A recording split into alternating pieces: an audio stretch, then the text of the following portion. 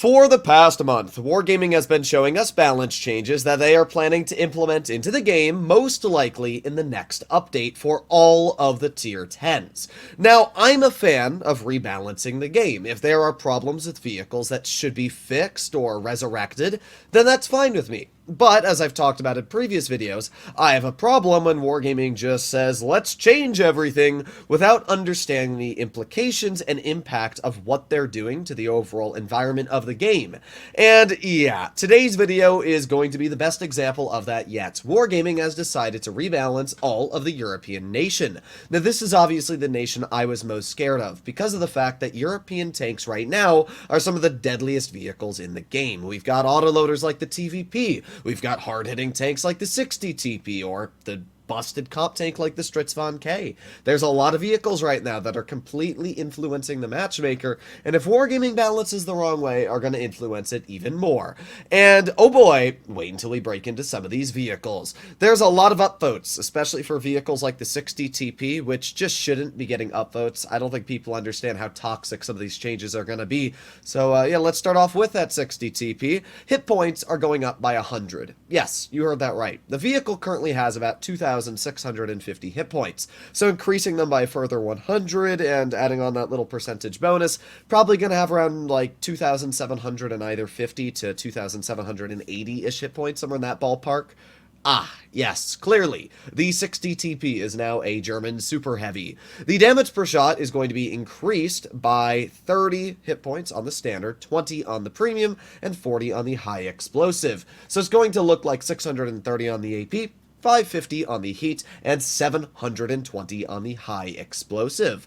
But the vehicle is also keeping its tungsten shells, which means that you are now going to deal 724 average damage when activating tungsten shells. You are essentially going to have the same damage per shot as an E100 with much better turret armor, much better mobility, going 40 top speed, and 21 in reverse if running both gear oil, while also featuring more alpha due to the fact you feature tungsten shells.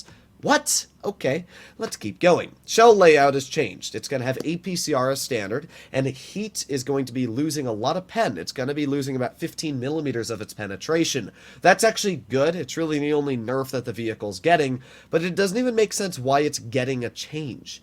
The aiming time is going to be getting 0.8 seconds shorter, and the reload time is going to be getting a second longer. Now, you might think that that second longer aiming time is going to affect the vehicle, but in reality, I've done the math, and there's literally zero DPM changes. It's just that the alpha is getting higher, so Wargaming counteracted that by making the reload a bit longer. Yeah, the tank's just getting flat buffed. Its aiming time is getting a second better. The vehicle's getting 100 additional hit points, and it's hitting harder. Sure, its penetration is getting a bit worse, but 315 with calibrated shells will still bring you around 350-ish millimeters, which will be plenty to get the job done. The 60 TP is going to be absolutely busted next update. You're about to see this vehicle spammed in comp, would be my guess, because of the fact why wouldn't you? I mean, it's got everything going for it. The tank already, in my opinion, in the current state of the game, is a little too strong. I would have nerfed its reverse speed and got rid of gear oil so it can't achieve a reverse of 21. The craziest and most disturbing part to me is the fact that an overwhelming majority of people, 790 upvotes compared to 150 downvotes, have been posted for the 60 TP. It's like people just see, ooh, buff, I like it, when they don't actually realize just how toxic this is going to be. The point of the game is to balance tanks. It is not to make something completely overpowered so it breaks that balance. Looking at these changes to the 60 TP, there's really no reason to ever drive a VK72 or an E100 or a mouse when you can drive a vehicle that has 2,800 hit points, has 630 alpha with tungsten shells increasing it up to 720, and an 0.8 seconds shorter aiming time, keeping the DPM. To me, this is very stupid changes. The only real nerf the vehicle is getting is a slight heat pen nerf, where everything else is allowing this tank to be dominant in the battlefield. So personally, I am not very excited to fight 60 TP's next update, and I do not think Wargaming should go through with these changes, but oh well. What do we have next? We have the Caro Demento 45-ton. The turret armor is being slightly enhanced, and the engine power and max speed are being scaled down a bit. Why? Why just not leave it the way it is? Essentially what you're doing is you're making one of the slowest mediums even slower on power to weight and top speed. Bruh. My guess is the tank is going to go down to about 52 kilometers per hour instead of 55.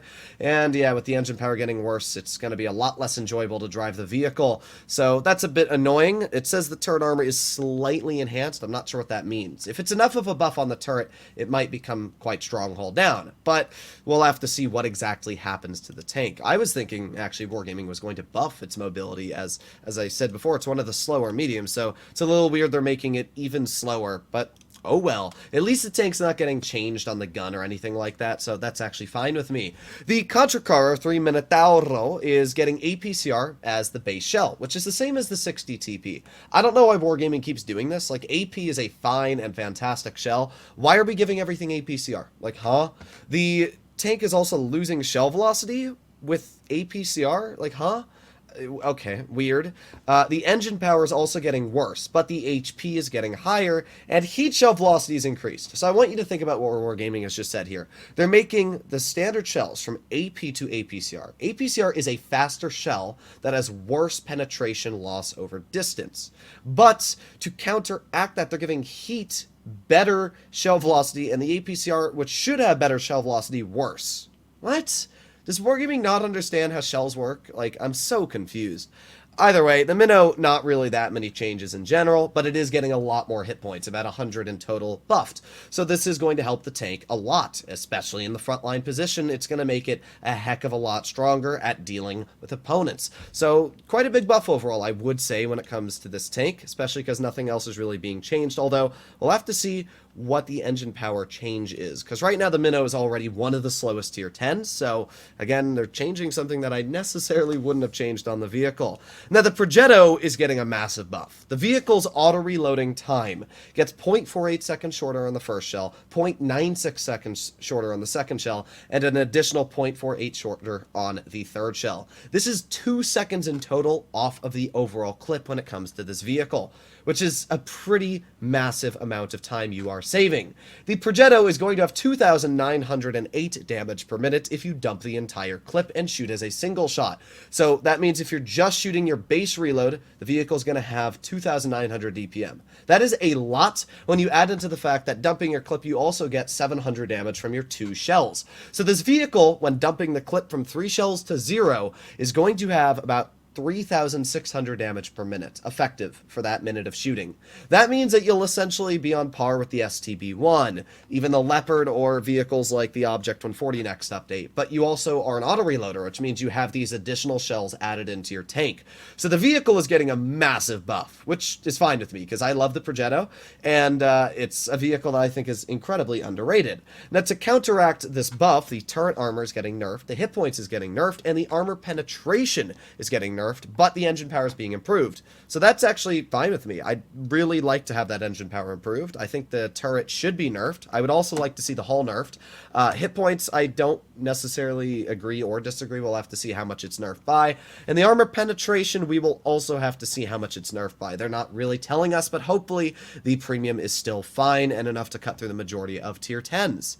Alright, so that's a pretty good change, actually. The TVP 5051 is not really getting nerfed. I mean, it is getting an interclip nerf. It's going from 1.5 to 1.88. That is a 0.38 second interclip change. And it means that the vehicle's dumping time is going to go from 4.5 seconds to 5.64. That is going to affect the vehicle, especially when dealing with vehicles like the, let's say, for example, Minnow, which only take about 7 seconds to dump the whole clip. Yeah, now you're going to have to be very cautious when shooting at vehicles like that, because any autoloaders are almost going to be able to dump their clips back into you. In fact, the T57 Heavy with its 5-second interclip, or the Yo with its 5-second interclip, are now going to beat you on dumping time. So you actually do have to be very careful when it comes to the TVP's clip now. As well, the max reverse speed is adjusted to 17 instead of 20. The interclip is getting a faster reload time, though. Not intraclip, interclip. What this means is the full magazine reload, not the in-between shells. So the vehicle is going to be gaining about 100 DPM, even though it's losing the interclip, which is kind of weird there. The turret armor, engine power, and gun dispersion become worse. Yes! I'm so happy about this. I'm so glad that the tank is basically getting a nerf overall. Like, yeah, DPM's getting slightly better, but everything else is getting worse. And that's fine with me, because the TVP definitely needed to be nerfed in some way. I'm glad that it's getting nerfed. But it's not nerfed in a way that's actually going to destroy it, so I think Wargaming did an okay job balancing the TVP. The VZ55, traverse speed, reload time, and armor penetration is slightly improved. And by the way, the APCR on the VZ is already, I would be willing to say, like some of the strongest in Tier 10. I misclicked there.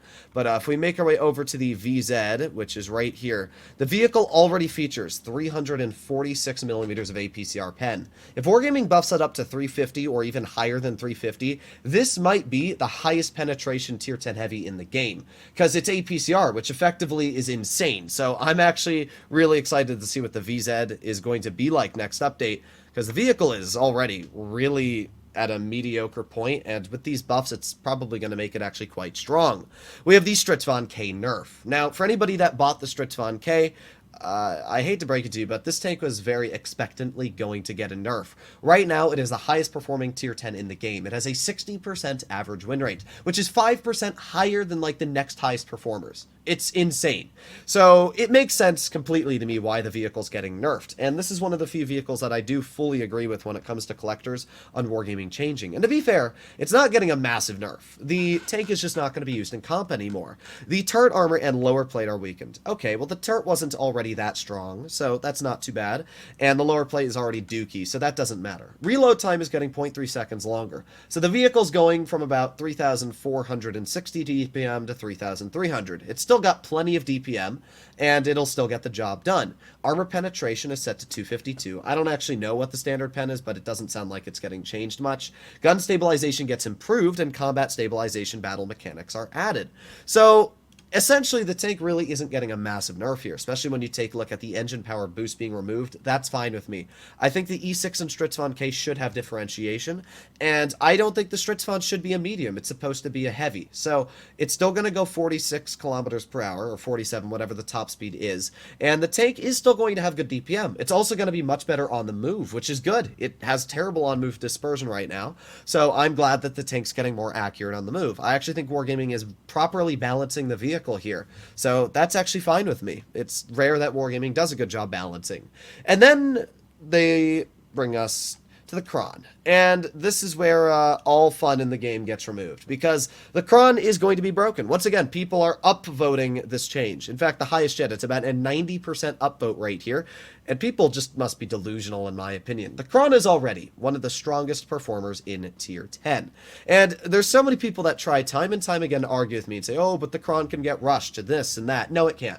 I just say every single time I make a video in the tank, every single time I do a live stream playing in the tank, it right now, if played correctly, is not able to be rushed. You either save your shells and keep all three in the mag, making it impossible for somebody to rush you, or you just stay next to one or two teammates, which is very easy to do, and nobody can push you when you've dumped your clip.